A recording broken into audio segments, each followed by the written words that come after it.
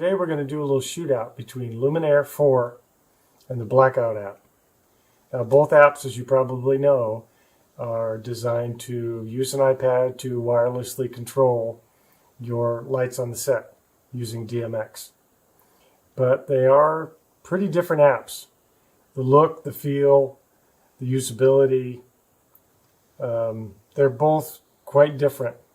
And neither one of them is right or wrong, but certain people are going to want to use Luminair for their situation, and other people are going to want to use Blackout for their situation. But first I'm going to start with Luminair 4, and so let's just jump right in it. Let's tap on Luminair. This is version 4. And in Luminair, it's asking for, at this point, which project to open. So let's just actually make a new one. And in Luminair, it's fairly easy. You just always look for these little plus signs. And so we do a plus, and we're calling this project 5. Say OK. That opens a new file. There's nothing in it. It's a tiny little folder called Project 5 Luminair. So tap on that. And then here's the opening screen on Luminair. Now Luminair at this point is asking you for some basic information. They're asking you primarily for, and this is something you should always check, connections right here. Go ahead and tap on connections, and you'll notice that it says network Wi-Fi, and let's check ArtNet because my AKS Plus is on. Here you see the AKS Plus is available. And go back on connections, and now we're going to close this out. So I know I have a connection. I know I'm running Wi-Fi. Okay, so at this point you'll see down here it says new fixture. You can also use the plus button here. And Luminair wants to know, what do you want to put on the screen? So is it a DMX fader? And you can see it's a standard dimmer, or maybe an RGB fixture. And you can see they give you some prefabricated little DMX profiles here of lights to add. There's pan and tilt for X and Y, color temperature lights. We add a DMX fixture from a database. And it's no different in Luminair. They use the Carillon DMX profile database that Blackout uses, the same database of fixtures. For our purposes, though, we usually go specifically with a DMX fixture, and that's going to be a little sky panel. So we say fixture cloud. And now we have some options of some different lights we can put in, and we're going to add a little sky panel. I'm going to type in airy with no space after it, and Luminair does not like any syntax errors, so ARRI and search, and I'll get the entire run of airy fixtures. And I'm scrolling down to just find an S30. Here are the S30s, and I know I want profile 6. The information tab is on the right, tells you what information is in the DMX profile. It's a 16-bit profile. You can see the fine tint and the tinting. Let's go ahead and back out, and then we're going to actually add it by tapping on the tab. Confirm to open. Say yes, okay. And then you're being asked for which DMX channel. So I know it's 180, and we're going to say next. And then how many would you like to add? Just the one. And now you'll see on Luminair, the screen is populated with a series of faders that all represent the DMX profile of this light. You can see the intensity. And then if I wanted to change color temperature, I would simply fade this fader up and down. This is a range button on the top. You increase the range by sliding it off to the right. And now the light will go from about 2800 Kelvin to about 9000 Kelvin, something like that. And then I can do tint, which is a green magenta shift. And then the other option is I can crossfade to color. I can crossfade to, at the top up here, it has 2 buttons. You can't see the one on the left yet, but you will. And that is the right button. I'll tap on that, slide that over to the right, to the red side. I'll tap on the left button that's just next to that, and now I'll bring that brightness up, and then I'll tap on the blue side. When I fade the light down, I'm fading the light towards the blue, which is the first button, and if I fade up, I'm fading it toward the red. And now if I fade color crossfade down, it defaults back to intensity and color temperature information. I can do a series of presets, and then I can also strobe it. Okay, let's go ahead and look at a few other quick features of Luminair 4. Sort of the highlights, I guess we'd say, or maybe even the lowlights. Well, let's start with the lowlights. One of them is intensity. I can either change to percentage or DMX values. There's no problem with that. The problem with Luminair a little bit is the color temperature is just expressed as a percentage and not as a number. I can set the range on low temperature and high temperature, but what that's doing is it's setting when the fader's on the bottom, it's going toward low temp, and if the fader is brought to the top, then it goes towards the high temperature, color temperature. So it's pretty ambiguous as far as Luminair knowing what my color temperature is. And this is, I think, a real fault of Luminair. And then we go to tint, and this is also expressed as a percentage value. It also has a fader at the top that you can adjust the range of pink and green. The other information is also subjective anyway. I believe on color, if I want to, I can also mix with RGB values. And so those are fairly easy to adjust: red, green, and blue, and white. I can also go to a series of gels. I can go to red diffusion, blue diffusion. These are all Apollo. And if I scroll down, I can see that I'm still in Apollo. And this is extensive. This is probably in the thousands of colors. So these are Lee colors, these are Roscoe, these are Apollo colors. So if you want to work that way, you certainly could. And then X and Y is another way to work in color in terms of cameras and gamuts. But for most purposes, we're sitting in Luminair on color, and then, you know, sort of going around the world with color. And then you'll notice that as my finger moves along this color wheel, this little box is changing colors. And so we see that. Now we hold our finger over it, and we can drag that little tab into the little palette down here. Unfortunately, at this point, you can't do anything more with this. You can't save it as, you can't give it a name. You can jump to white. It always has a white tab here, and then that's a reset button. But you can grab, let's see, 1, 2, 3, 4, 5. It looks like 10 different prefab colors. Then you just have to remember how you use them and where they were. Because a lot of times you'll change something just a little bit and save this other color. And these colors actually don't look any different, but the color information, as you can see, this picker is jumping around. They are different colors, but they don't look different colors down here. So you can also type in RGB values. Okay, so the other thing that's actually pretty handy about Luminair is that in effects, I can call up some pretty easy, pretty nice effects. I can do a fire effect.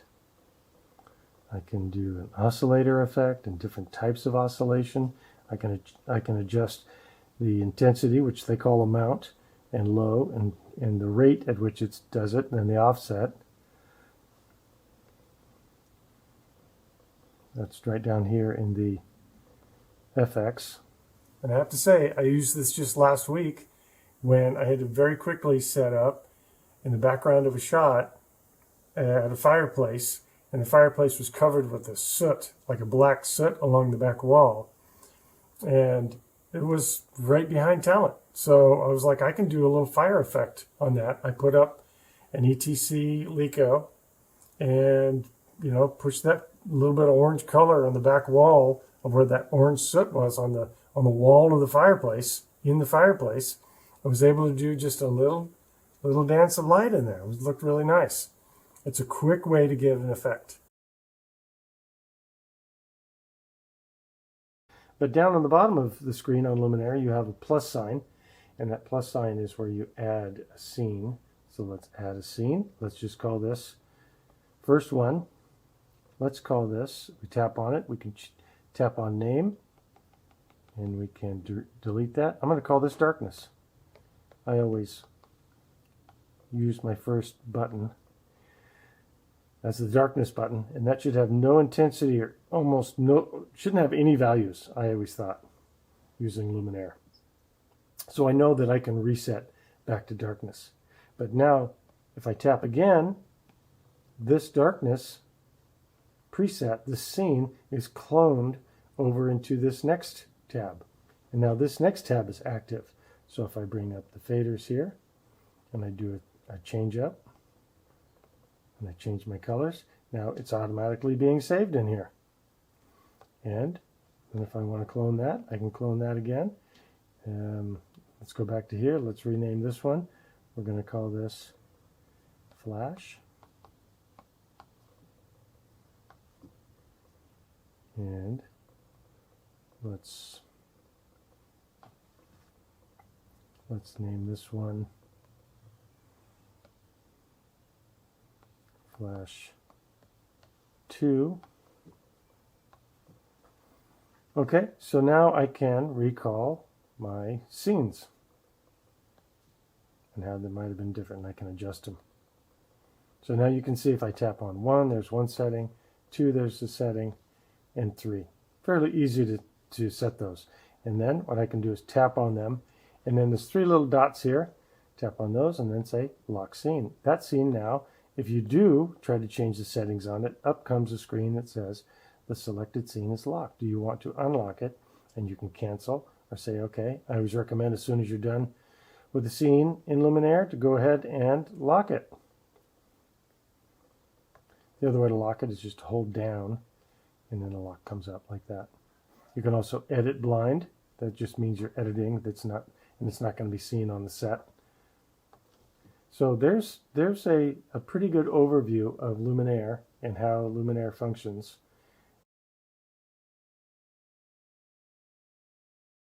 Okay, so next is Blackout Next, and the objective is the same in Blackout Next as it is in Luminair.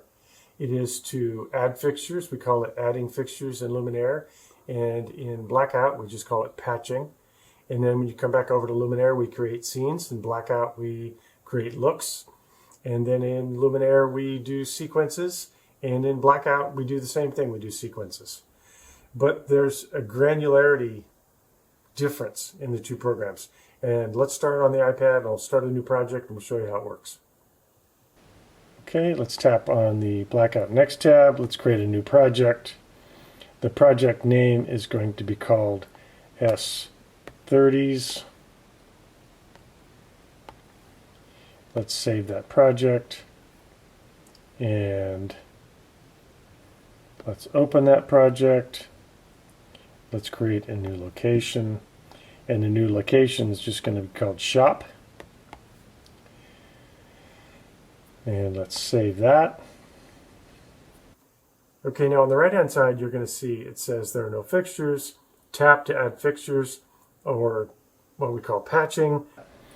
Now let's add from database. Now in the database you're able to search for any of these manufacturers and then their fixture types and then whatever mode that those fixtures can support. But I already have my favorites picked out, and so I tap on favorites, and now on the right side you can see all the favorites that I've saved. And we're going to go to an S30. It's in mode 6. It's actually the 3 sky panels behind me. Now at this point, next comes up with a patch bay. And so what we need to do is just tell Blackout where this light should exist in that universe of 512 channels. So I know that the addresses starts at 160. And I also know that the amount of fixtures is going to be 3. There are 3 sky panels behind me. I'm going to patch all 3 of them in. Now you see that I have all 3 lights patched. Now I switch over to fixtures, and you'll see now the screen is divided into mainly 3 sections. It's divided into the left side, which is mainly fixture controls and the other things that we're going to use to control the lights. And then the bottom right is a command line, and it is a syntax specific area where you can see all your commands and how those commands now are controlling your lights. So we're going to take these three S30s behind me, and we're going to put them into a 3200 look, a 5600 look, a red, a green, and a blue. Create looks, and then go to sequences, and then we're going to look at faders, just to show you the workflow of Next. Okay, so the first thing we want to do is we want to select these three lights, and then we want to go to record, and we're going to record a group. So let's tap on group, let's call it 1, and then we're going to call those S30s, and then return. And so now if I unselect those lights and I come back to fixture controls, you'll notice that all I need to do to select those lights is to go to groups, tap on S30s, and then all three of those lights are then brought up. Okay, so that's groups, but there's another way to customize your view that's pretty cool. You'll notice that up here is a custom button, and if I hold down on that blue button, up comes my three lights that are already patched in. So it says, well, which lights do you want in this group? I'm going to tap on all three of them. I'm going to say save. And then if I am in fixture controls with nothing else selected and I tap on custom, these three lights will come up, and then you can view those lights.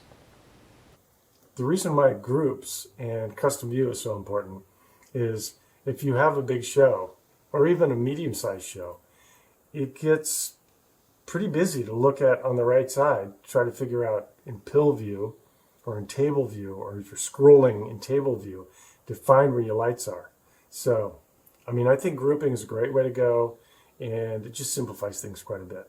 Okay, so now that we have these three S30s selected, let's go into fixture controls and see how to actually turn the lights on and see how Blackout Next handles the control of these lights. So we go to fixture controls, and you can see if I double tap fixture controls, it now pops out a complete screen that shows color crossfades, color presets, shutter, color crossfade, temperature, intensity, and so now we can start actually doing something with the lights. So what you're seeing is all three lights came up because all three of them were selected, and all I did was bring up intensity. You can also tap on just the intensity to control that part, or just the color part to control that part, color temperature and color crossfade. Okay, so to get out of that, we just hit the back arrow button. Okay, so now we brought up these S30s, but nothing's been recorded yet, so we want to actually record the look.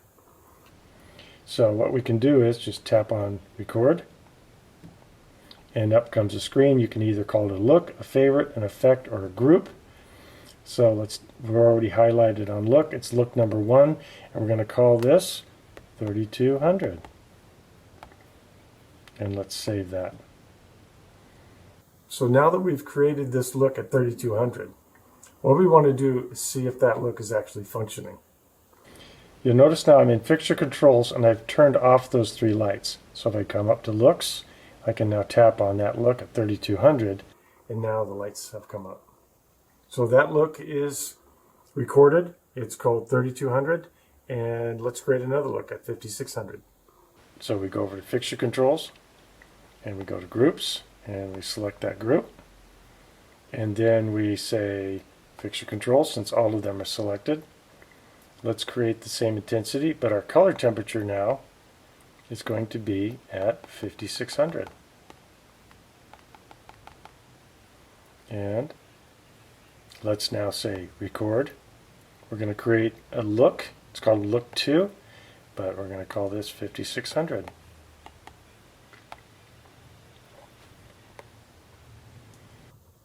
Okay, so we've created a second look at 5600. Let's toggle between the two looks.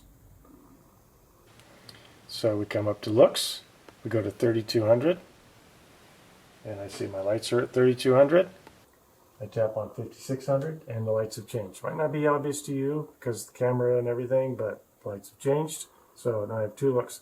Let's now create a red, a green, and a blue, and then we'll use a sequence to sequence through the 5 looks. So we're in fixture controls. We have all 3 of our fixtures zeroed out. So what we're going to do is bring up all 3 fixtures to, say, 20%. And then our color temperature, I'm going to drop that back down to 3200.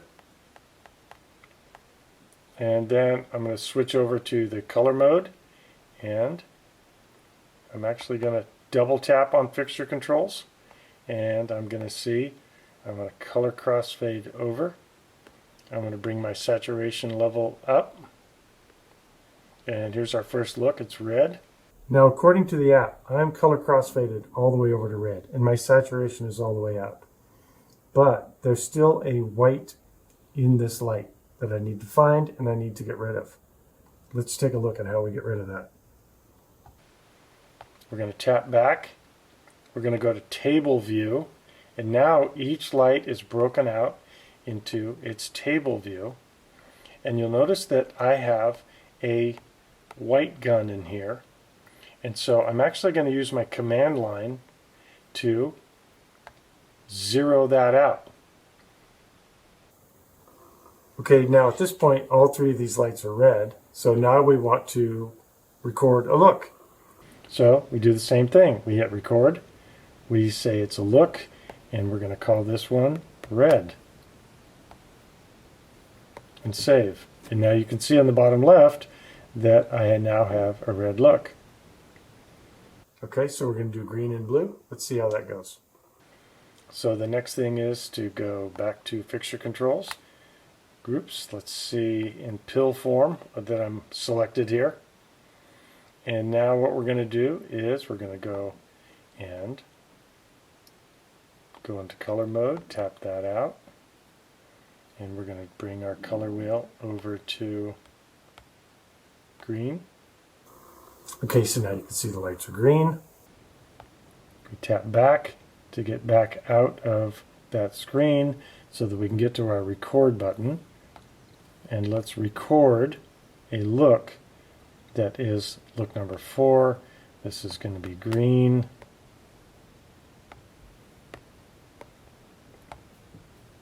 I'm going to save that. You can see it populates at the bottom where it says green. Okay, let's just make the blue look. So now I go to groups, I select that group, fixture controls, and now I look at just the information of the color, and I now back out of that, and now I'm going to say record, and I'm creating a look, and the look name is blue. So those 5 looks now are part of any scene or look that you want to call up in Blackout Next. But what's happened is also these looks now are put into what are called sequences. So you'll notice now, if I go to sequences, my sequences that I've created are the looks. So in that sequence window, those are the looks. That's how sequence is populated, with the looks. And so now I can call up any one of those looks. I also have a go button, the green arrow, and then I have a back button, the red arrow. So now I can, in a linear fashion, toggle through my show. Now this is great for somebody who's doing a theater show, maybe a dance show, or some sort of sequential thing that's going on theatrically, where you know you're going to go from look to look to look to look, and all you're doing is hitting the go button. Okay, so I just want to be clear that all of this is in sequences, this little blue diamond here. The looks are actually populated into that sequence area, and this is where you toggle or choose. You actually use the green or the arrow button to get through your show, or you can use this top right window to toggle through your show. The other thing that's important to note is that these looks turned into sequences are automatically put into your first fader. And so you can access those through the fader window. Because Blackout Next has so many controls and there's so much going on, it's informing you of what it's trying to do.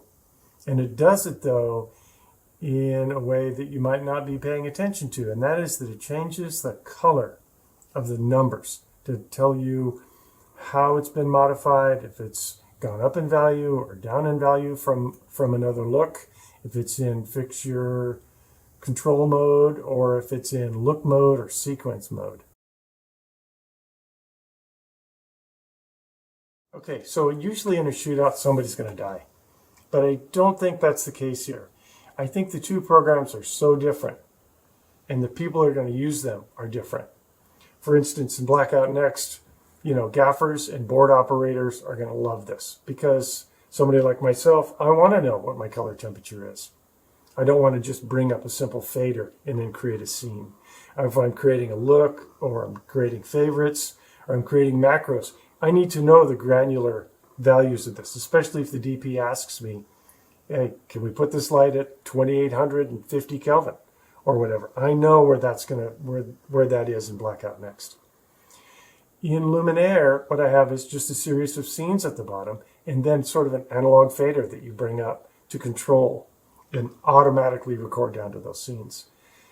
But Luminair, from a simplicity standpoint, is going to appeal to a lot of people that don't want to go through the complexity that Blackout Next has.